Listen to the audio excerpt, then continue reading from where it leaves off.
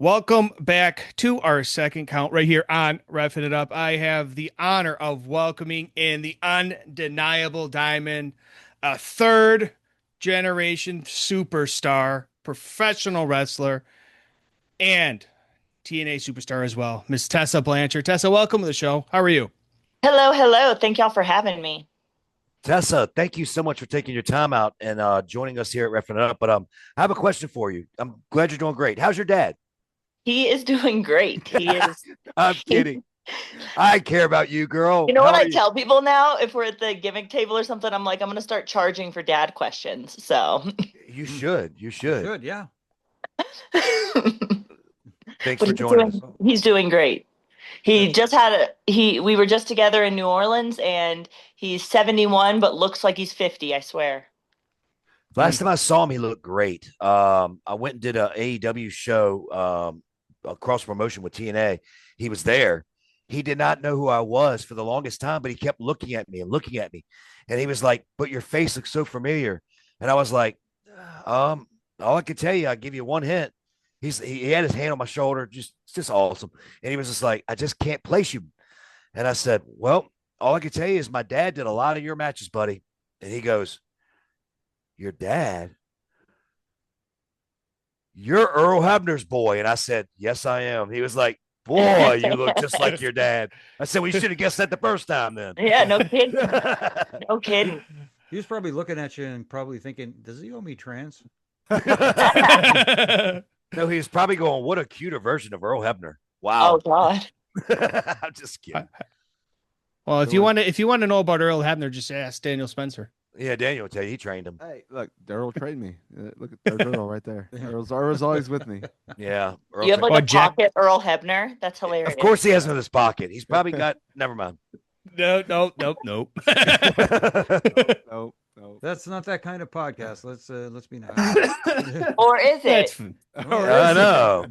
So, Tess, Wrapping it really up. quick, I'm trying to catch up with your family history here. I know who your dad is. I know who Joe is, your granddad, right? Yes. All right, and you're and the stepdaughter of Magnum TA. Yes. All right, so Which is hilarious because your dad refed one of the most famous I Quit yes, matches he in did. history.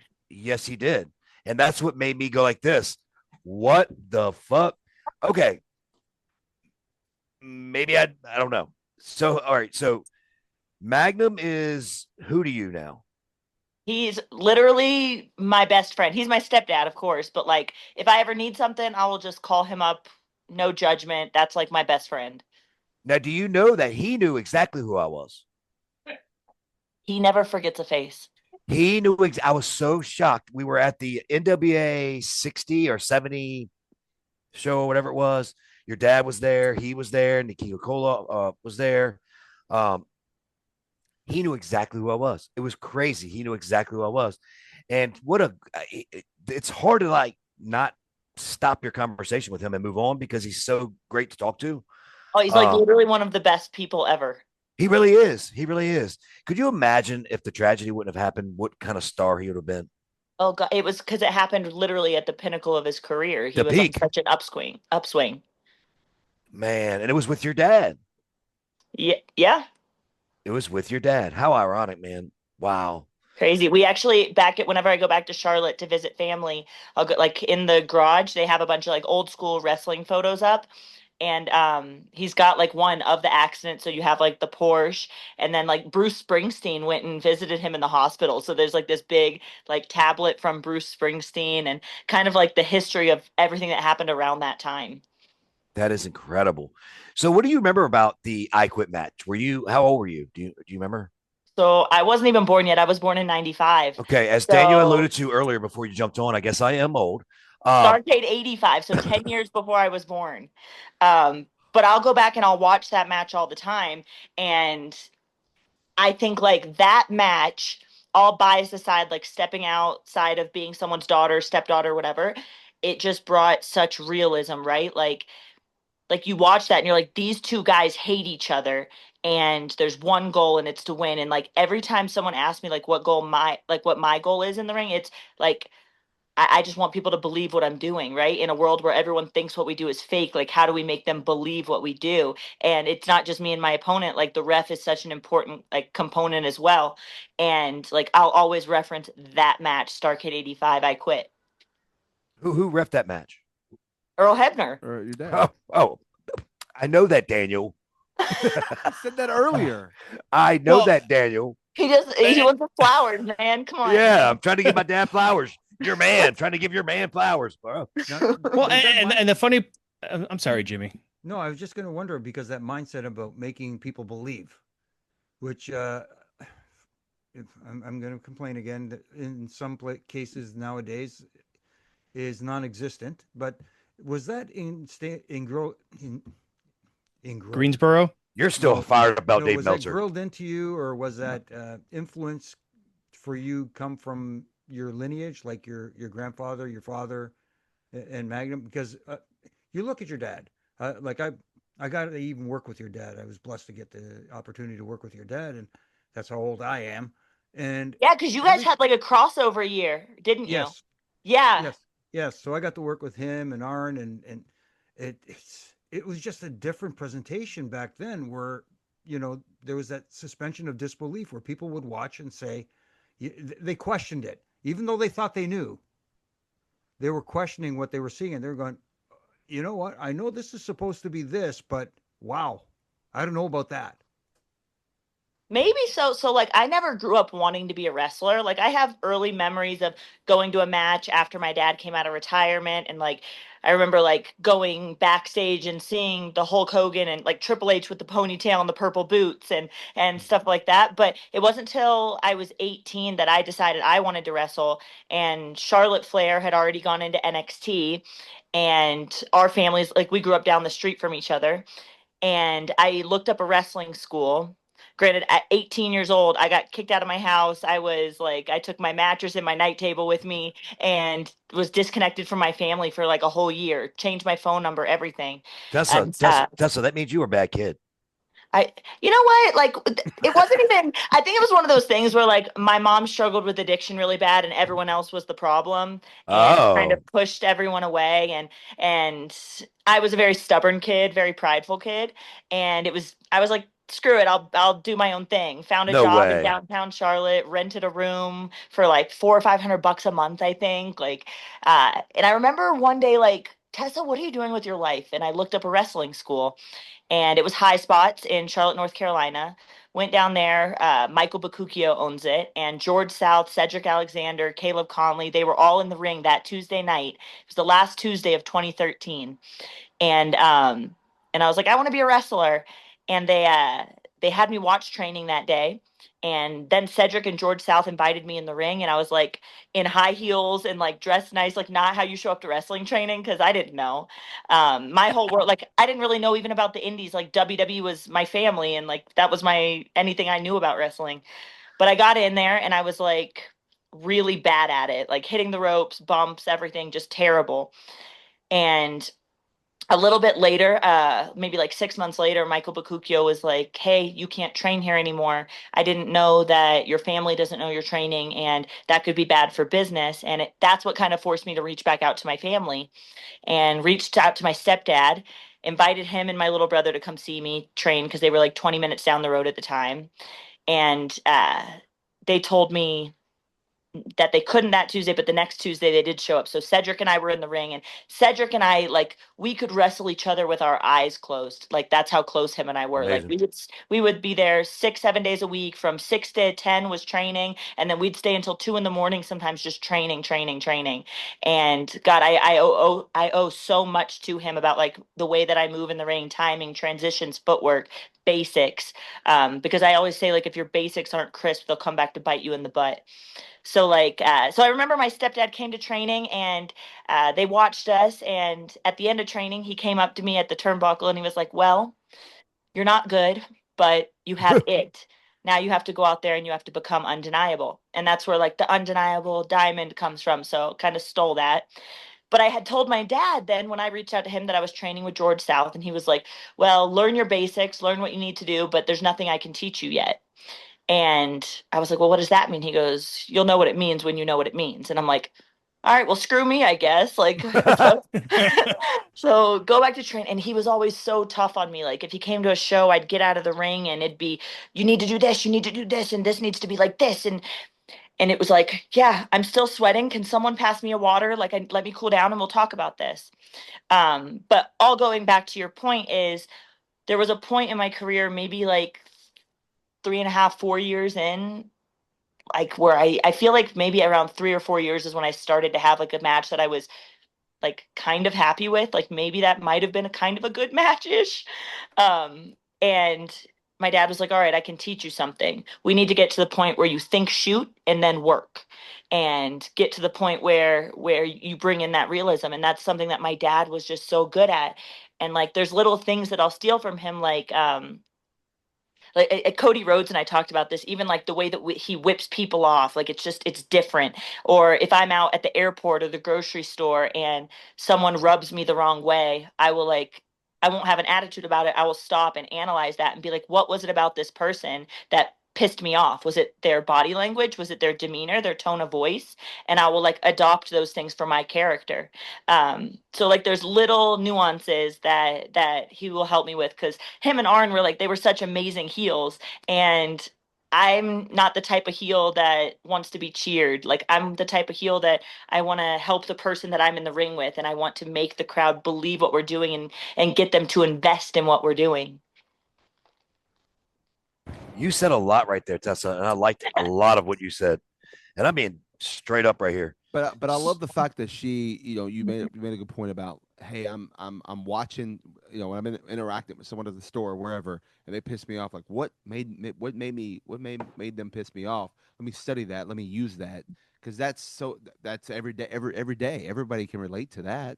Somebody did something that pisses you off, and Well, if they make you feel that way, right, then you can exactly, use that and make someone else feel that way. exactly, and Like, that's and I don't like yeah. Tessa. I don't know what it is. It's the way she stands, or it's the way when she talks. It's those little nuances that like trigger our subconscious. Yeah, that's so good. That's Do clever. Tessa, something really, really, really crazy. So I was a young kid when your dad was a freaking megastar, right? Yeah. There was a way that he held the belt, the NWA TV title belt, the red one, if you remember what I'm Right talking there about. in front, right there in front. He would hold it in front with that one hand and use the other one to gesture. And at that point in time, that was like an original thing. And like when he did that, I would duplicate that shit at home by myself all the time and cut these little promos with, I guess, my ghost friend or whatever the hell I had. Um, it was amazing, just a little nuance like that where no one else did it. He would just hold that thing, but he would glamorize it. It was so weird. I don't know how to describe it. And as a kid, your mind's really vivid. And I would just be like, look, he's taking that title and he's flashing it towards me and showing me what he's got and using his other hand. And no one else, and then sometimes he would drop it into the other hand. It was just amazing. Like, I know this sounds stupid, but I'm really being real right Oh, now. it's so not stupid because he's so good at those things. Like there's so many times where he'll be like, Tessa, every single match, the guy came out to the ring in his entrance, got up on the corner turnbuckle, and hit his pose. If everyone's doing it, don't do that. Or like I remember at a pay-per-view, I had spent all night bedazzling these sunglasses that I was so excited about wearing. And he's like, Tessa, like before my entrance, he's like, take those off and don't wear them. There's 3 other guys that have sunglasses on at this show. And I'm like, but I really wanted to wear the sunglasses. But like little things like that, like how do you be different? How do you stand out? If everyone else is doing it, take a hard left turn. And another thing I want to say too, real quick, and I know this is about you and not your father, but Daniel does this weekly to me. So, um, but straight up, like your dad, even though I know, okay, is a really nice guy. He really is. He's a very sweet, genuine person. He comes off very hard, especially if he doesn't know you, and it translated in the ring. Okay. So when he trained you, when you said he was so hard on you, you couldn't even get your breath. My dad was the exact same way. I went backstage one day, and the reason why I brought this up is I think you'd enjoy this because I'm thinking you can relate. I come back and I thought I did a good job. I thought like I really did. I thought I did a not a great, but I thought I did a pretty decent job to elevate myself to maybe get off of a Velocity or Sunday Night Heat to get on the main show. And I said, so what did you think? And he goes, what's wrong with your fucking leg?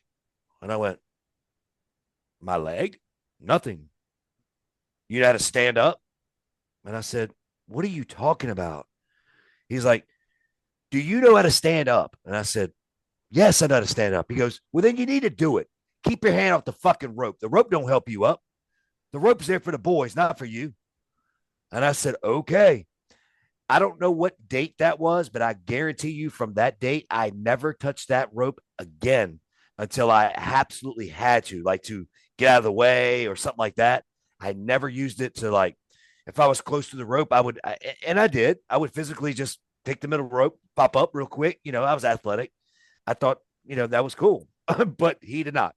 So I know what you mean. That's actually really funny. I love that. It's the truth. So, Tessa, I wanted to talk before we get Brian and Jim, or excuse me, Jimmy and Daniel in here. I wanted to get your thoughts on. I've just got looking and watching your work from Mexico, and going back and watching your stuff previous to that, and then currently now, it's totally different, and I love it because it's like you're used to seeing, okay, Tessa Blanchard from this period, Tessa Blanchard from now. In Mexico, it's like, oh shit, she's wow. Um, what got you going down to Mexico, working with like CMLL, excuse me, AAA, all those great promotions down there? So I remember, so with AAA, it was kind of organic. My ex-husband was working for them at the time, and it kind of just flowed organically. And then we had a lot of crossover with Impact. Um, my experiences there, this is all pre-WWE, so it's not like a reflection of how they are now. They could be very different. I haven't been with them for so many years, but my experiences with them were not amazing. I never really had like I never talked to Dorian directly, but I always dealt with Conan. And I remember one conversation where it was like, Tessa, we can't pay you more than this. And it was like crumbs to compared to what I had been charging in the States. And I understood. And I was like, that's fine. Maybe we could work something out then. Like I would love to, do Madison Square Garden with you guys. I would love to do a triple mania. I would love to be the first American to hold the AAA Women's Championship. Like these are things that I would love to do. And there was a few different conversations. I remember the night that I won it at Triple Mania. It was a ladder match that like a bunch of us, and Ty and I were in the middle of a feud. And Conan had told me, it was like, Tessa, you're not my people. These are my people. And like he would make like little comments like that to me all the time. And then there was situations like in the bus with AAA where they just wouldn't stop for the women to use the bathroom, and like silly things where, hey, it's your time of the month and maybe we need to stop for the bathroom. Like like I don't know, like stupid situations that would happen out there that were just making it very difficult. But I care a lot about resume, right? And I was like I want to make history here in Mexico. Later on, so CMLL wasn't even in my sights. I stepped away from wrestling for a little bit. I had gotten divorced during that time, and my ex had told me, you're never going back to Mexico. You were only successful in Mexico because of me. And I believed that for a long time because he was such a big star there. And then he kind of was my way into AAA. And I'm so grateful to him for that because I got to make history in Mexico. Um, but when it was kind of in my mind to come back to wrestling, I remember that I was in ROTC at University of Texas San Antonio, and I was in my third year. So around your MS3 year is where you need to contract to the military. And my lieutenant colonel pulled me into his office, and he was like, Blanchard, uh, like, what are we doing? It's like your third year, you need a contract. You're going to CST, cadet summer training, which is before you commission, you have to go through this training. And you've got a contract. It's like, now you've procrastinated enough. Your entire class is contracted. And I was top of my class for 3 years. So it was kind of like, how has she not contracted? And I kind of had to like look at him and my mass sergeant, and I was like, sir, I'm going to be completely transparent with you and just put it all on the table. Um, I love this. I love ROTC and the thought of going into the military. I wanted to do military intelligence, but branch detail, combat arms, and I was training with our Ranger Challenge team, and everything just seemed so perfect. Like I had job security, I had like finances all worked out, like everything just seemed on paper perfect. And I told him, "Sir, it's just wrestling still in my heart, and I feel like I have unfinished business with this. I don't know if it's even possible for me to go back, but like." I really feel like there's something like pulling at me there, and that's why I've procrastinated to this point. And we had like a really good long conversation, and that week was when CMLL called me to be a part of their Grand Prix. And I was like, I like they reached out to me like, one, this is so cool. Two, like hell yeah, I would love to do that. And that's when I made the decision to go to Mexico. I was traveling there back and forth for about a year. They would put me in a hotel for like week long or 2 week long tours. And I remember getting there for the Grand Prix, and this was a 2 week tour. So Friday, Saturday, Sunday, Monday, Tuesday, wrestling. Wednesday is press, and Thursday's training. So every single day there's something. And we all get to the arena, all the girls, the programacion, which is like would be the writers, and they tell us like the order and everything. And I find out that I'm winning the Grand Prix, and I just was Oh wow. like was not expecting this at all. Like I'm just here to wrestle. Like I'm just blessed to wrestle. That's all I really want to do. But to win the whole thing, that just like it felt like God telling me, like, yeah, Tessa, like, this is where you're supposed to be. You still have something to do here. Like, you're not, I think for a long time, if you read things or see things and you're consuming all of these things that are, hey, beating you up, and this is people saying bad things about you, you start to believe those things. And so for a while, I felt like I was undeserving of success and I felt undeserving of like a win. And I think that, and just being in front of like 22,000 people in a sold out arena Mexico that are just like cheering for you like crazy. It's like whatever said about you, like they don't give a shit. Like they just they're here to enjoy lucha libre. We're people from all different walks of life, and we've all got different struggles. Our struggles don't make us special. It's just, everyone's journey is different. And so it felt like I was back where I needed to be. It felt like a new start, kind of like a fresh start where people might have preconceived notions about me, but if they do, they just don't care. And they're here to just enjoy us wrestle. So for a good year, I was doing that, and I was paying for my apartment in San Antonio, and I was spending 3 weeks pretty much in Mexico, but a week in Texas, and it didn't really make sense. So I Mm. was like, let's switch this so I can stop living out of a hotel and I can have more opportunities in Arena Mexico. I was training under Ultimo Guerrero and Tony Salazar. Um, so we're in Arena Mexico every Thursday. We're running the arena stairs up and down and all the aisleways, and after that they're just killing us with cardio, and the altitude there is so much higher. So uh I feel like when I go back to America now, it's like I remember my match with Jordan Grace at Genesis and then my match at Sacrifice with Lei Ying Lee, and both times I'm like, both of you women are so much more in shape than me and so much more like jacked and training, and but both of them are like huffing and puffing at a certain point, and I'm like, really, I feel great. like All right. like this is awesome, let's go. um but I fell in love, and CMLL really brought that love for like Mexican lucha libre back to me. When I started wrestling, I wanted to be the most versatile possible. I wanted to train Japanese strong style, British strong style or technical, lucha libre style, American style. I wanted to travel all over and just train every style, so no matter who I was in the ring with, I could produce something great. I never wanted to be passable. I wanted to be the best in the world, not good, but great. And so, that takes training. The last name, like it might get your foot in the door, might get you in front of the right people, but doesn't take the bumps for you, doesn't drive the miles for you, doesn't pay the bills for you. Once you step through those ropes, it's like, all right, your work's got to speak for you. So I never wanted to be one of those generational wrestlers, because there's so many of them where it's like this was my dad, so I'm gonna be great too. And it's like, no, you too have to put in the work, right? Absolutely. Yep. And it's the Yeah. same with refereeing, I'm sure. Like you still have to Yeah. and it almost puts a little bit more pressure on your shoulders because of how great they were. It's like, are you going to be there? God, I could give so many examples, but I'll get canceled. But there's a lot of generational wrestlers who have to live in that shadow in order to be a part of the conversation. And I always wanted to carry on my family legacy, but create my own at the same time and have my work speak for me. So all that to say, like living in Mexico and training with CMLL, they treat the wrestlers amazing, from hotel to travel to pay to just the professionalism, the family friendly environment.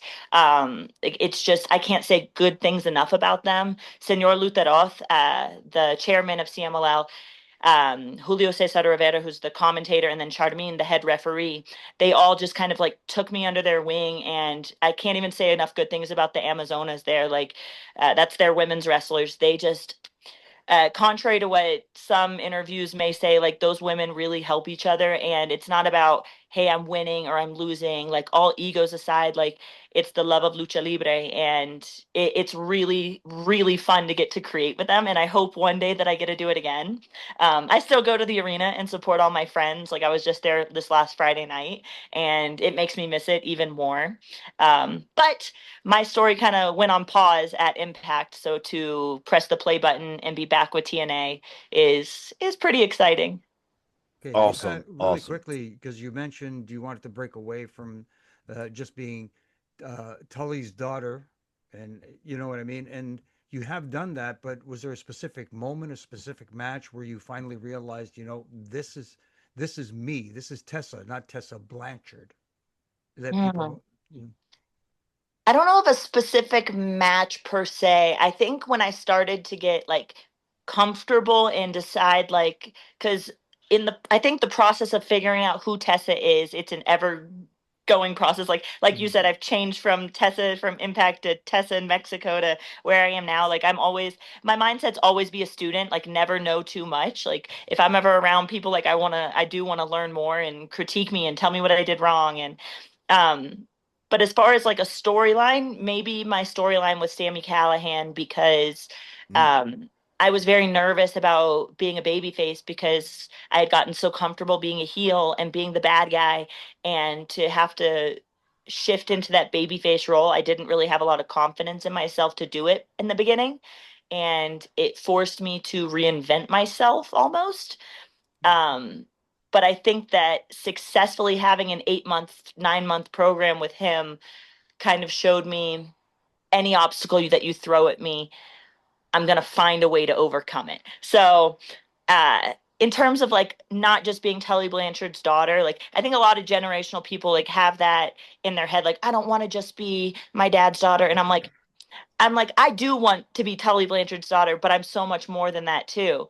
And maybe just the storylines and the opportunities that Impact gave me, and then going out on the outside and like taking the initiative through the independent circuit of um, like wrestling anyone and everyone, wrestling everyone that's better than me, from the Gail Kims to the Mickey Jameses to shoot from the guys' locker room, the Eddie Edwards, Rich Swans, Brian Cages, Josh Alexanders. I think all of those matches have kind of contributed to helping my mind advance into, okay, what can I be, because I can be more than I am now. I agree. And I'll say this, and I really truly believe this, and I'm not just saying this to give you your flowers. I think you've gotten to a point where I finally got to a point where I think people know that Tully's your dad, but that's all they know. Like, in other words, they're not saying, oh, that's Tully's daughter. Oh, that's Earl's son. I think now you've reached a point, because you're so good at your craft, that you are you, Tessa Blanchard. And oh, that's Tully's daughter. There's a difference when someone says, oh, that's Tully's daughter, as opposed to Tessa Blanchard. That's right. Da, da, da. Oh, yeah, Tully's daughter. There's a huge difference. Mm. And I think you've gotten there. So, with that being said, I hate to do this, Tessa, because we're in such a great conversation. Um, we're going to move to our third count. We're going to come up with questions from us, from fans. Maybe not so much from fans as much, because we're too vibrant. We have too many things for you. But we'll get to what we can. But we're going to do that when we come back in our third count right here on Reffing It Up. This is your 3 count. We're back here and Reffing It Up in our third count. We are joined by the lovely Tessa Blanchard. Now, you know what? I'm going to do this. Daniel, you should have stressed lovely. The lovely Tessa Blanchard. You just spit it out there like it was The lovely Tessa Blanchard. No, the lovely Tessa Lo- Blanchard. The great Tessa Blanchard. The great, Gotta put- lovely gotta Tessa put a The Blanchard. little- undeniable. Yeah, Right there, you undeniable. go. There you go. See, Undeniable. Daniel, you fucked that up. Got to put a little Yeah. emphasis on it. First time for everything. Yeah, Right. yeah. By the way, Earl says hi. By the way, I texted him. So God, I By swear. the way, your dad says hi. yeah, there you go. So I do want to ask this. Look, I know everyone's been when we announced you were coming on the show. Everyone's been okay. Are they going to bring up the question? Going to ask the question. We're gonna lay it all out there. We're gonna put it out there. We're gonna finally Whoa. bring this up and get this answer. Tessa, what made you decide to come back to TNA? Oh, shoot. You know what? It was kind of a crazy process. So when I was in Mexico, Scott Demore and Gail had reached out for me to come back at Hard to Kill, like a year before I actually agreed to come back. Okay. And we got into like a few talks or whatnot. And honestly, it was like, oh, I hate saying it, but it was a little bit insulting, even like the terms to come back. And I was like, you know what? Like, I'm so happy right now. I'm so happy in Mexico. And it's taken a lot for me to get to this level of happiness in wrestling again. Because I had stepped away for quite a few years. And so I was like, if I feel in my gut that something doesn't feel right, I'm going to listen to that. And I promised myself that. And so I ended up like, sure, coming back at Hard to Kill, that was where I won the world title. Like, how poetic, right? But I ultimately turned it down, and I felt confident in that decision. Went on to do more with CMLL, and then Moose had reached back out again, and Moose got Ariel and I talking, and it came back up for, hey, maybe Tessa comes back at Genesis, like that be her first match. And I think it was like December of last year where I was a surprise at the Atlanta tapings. Which ironically would have been the Atlanta Hard to Kill would have been the one you're talking about. Would have been Hard to Kill. the They exact changed the name. the exact same, but it's also the That's exact funny. same venue. Because if you came back at Hard to Kill the year before, it would have been in Atlanta in Center Stage. You came back in Center Stage in December, so that's I'll pretty see, pretty that is wild. funny. Yeah.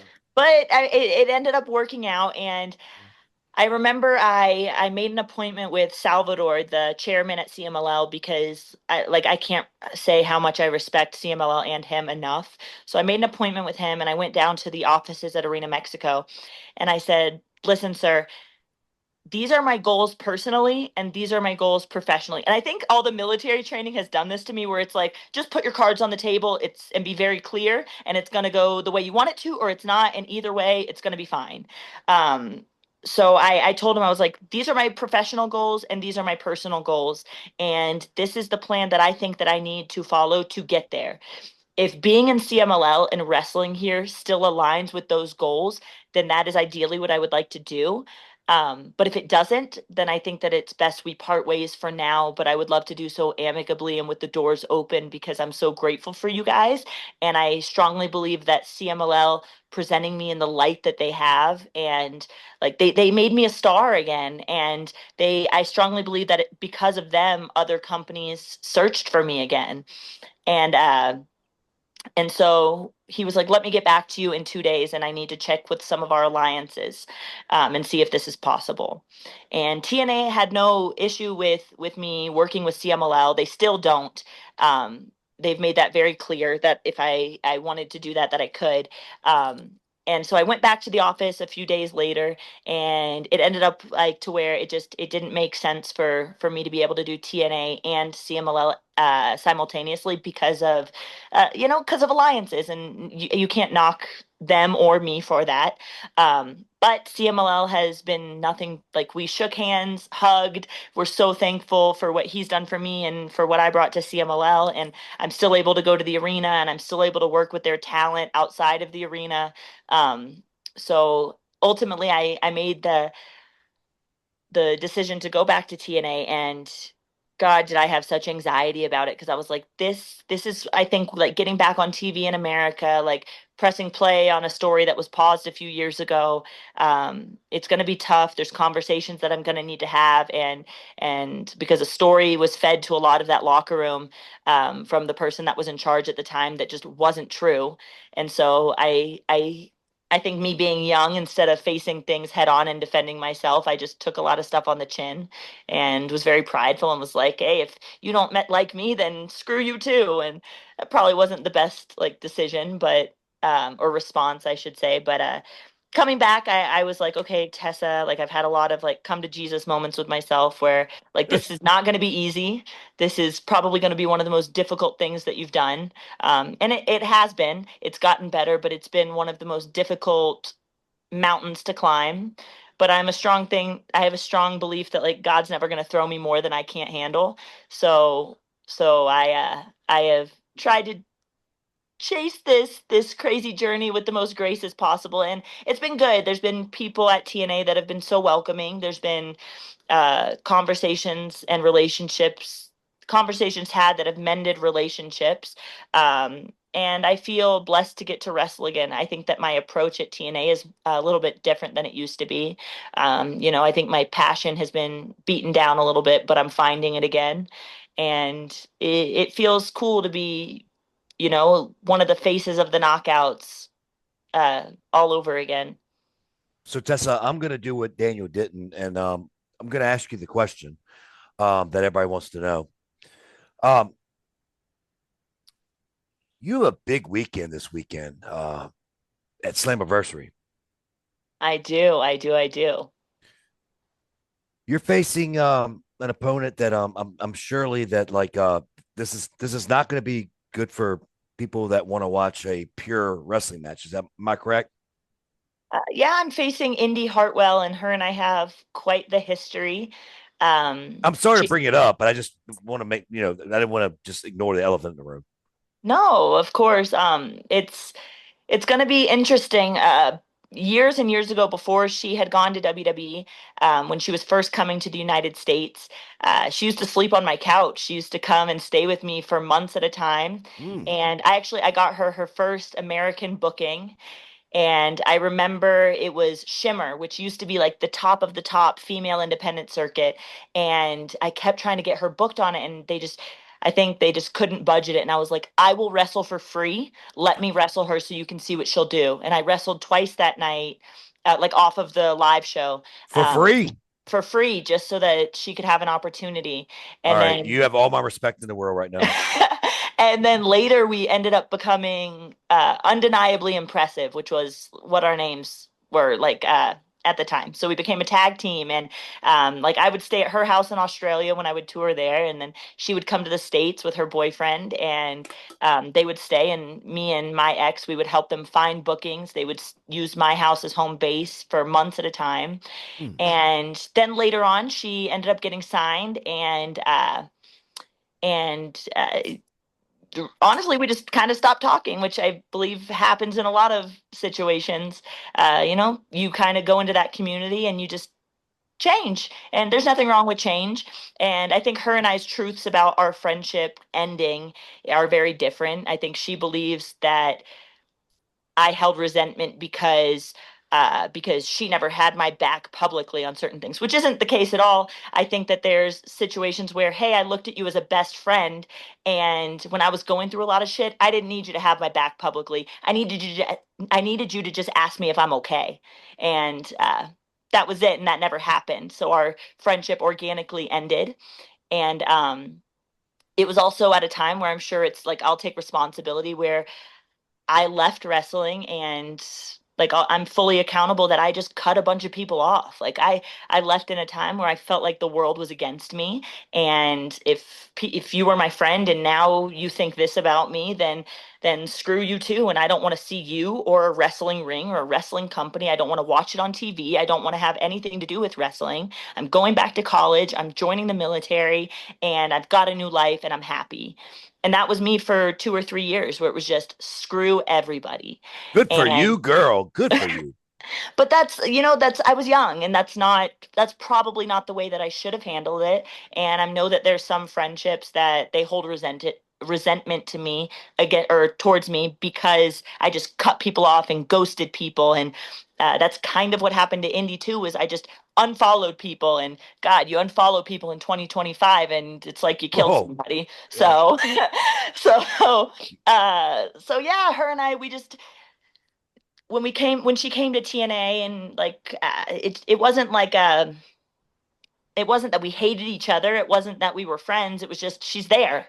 And in my mind, yeah, like I helped you a lot and I helped you have a lot of the successes that you had. Do I need recognition for that? No, but don't be an asshole. And so this Sunday, we're going to find each other face to face, and she's going to remember who her mentor was, and she's going to see just exactly what it's like to be in the ring with the undeniable Diamond and a Blanchard, So you gonna beat her ass?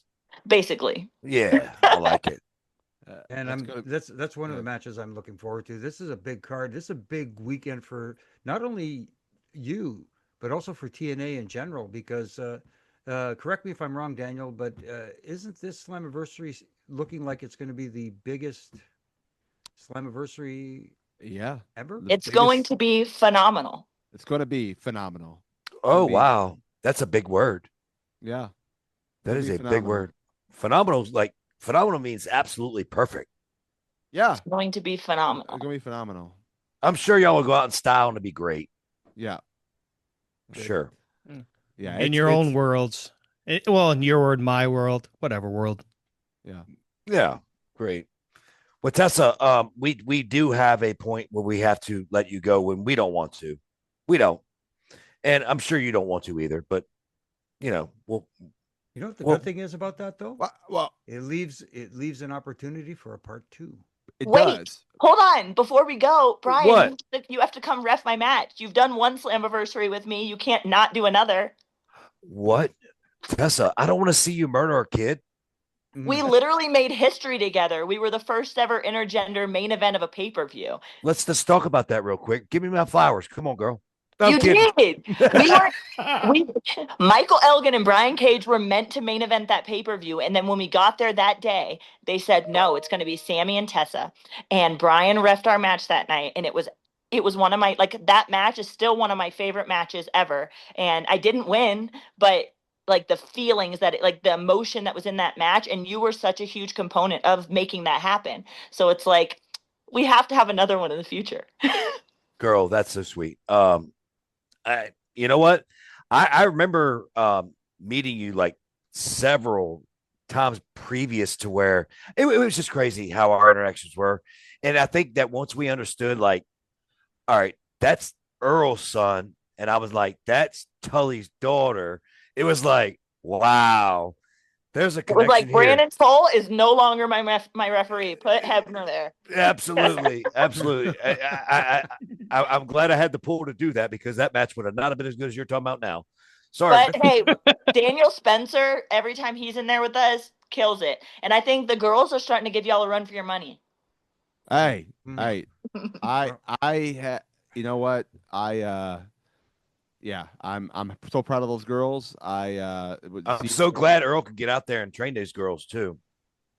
Anyways, And there that is. so proud. They I'm also so proud had of these girls. a little Yeah. conversation with some Canadian kid too. But anyway, I feel bummed out because when you guys were up here in Brampton, originally I was supposed to be the referee for your match, you and Robert Stone against Santino and his daughter. Oh, yeah. Yeah, and unfortunate circumstance there. So I feel bummed out that it didn't happen, didn't go down the way it happened. And Yeah, I got my eardrums popped. I couldn't wrestle. I know. And this is not a knock on Victoria Crawford. I mean, she's wonderful, but at the same time, this would have been a first. So this would have been cool for me. It just means that it's got to happen. Victoria is one of the most fun people to be in the Yes. ring with. She just brings fun back to wrestling. Yes. So I'm so glad that you got to ref one of her matches. But now that just means like we've got something better in the works in the future, hopefully. Now, we'll say this: Tessa does go to Canada quite often, Jimmy. Yeah. So she does. Go And to we're going to be in Edmonton coming up. My grandfather played for the Edmonton Eskimos when that was their name. My father was born in Calgary. Yeah. We got to do something. Come on. One Your Jimmy. father's Canadian? See, most people don't know that. He I was have born in Calgary. I have lost all respect for that man now. I'm kidding. I'm Oh my kidding. goodness. Wow. Right, but he's an American citizen. He like when he was like before he was even one or something, like they ended up moving. But yeah, born in Calgary. You know All I'm right. kidding, right? I know we was trying to wrap it up here, but I gotta ask a question.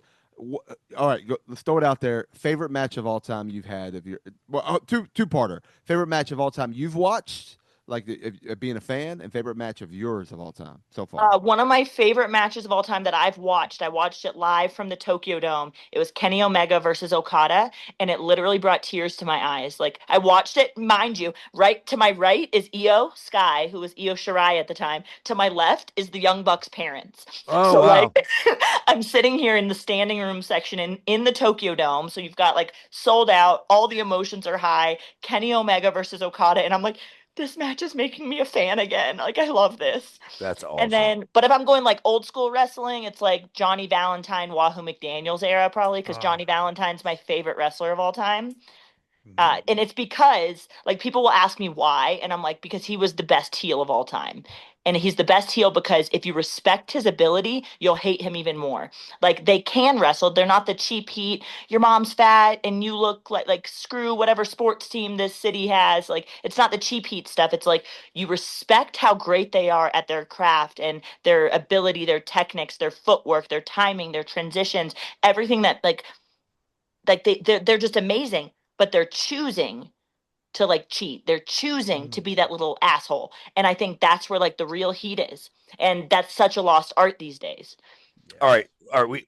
We've already gone over. Okay, I have to get one more. I get it. What? Fuck, Jimmy, Mhm. cue it up. Car.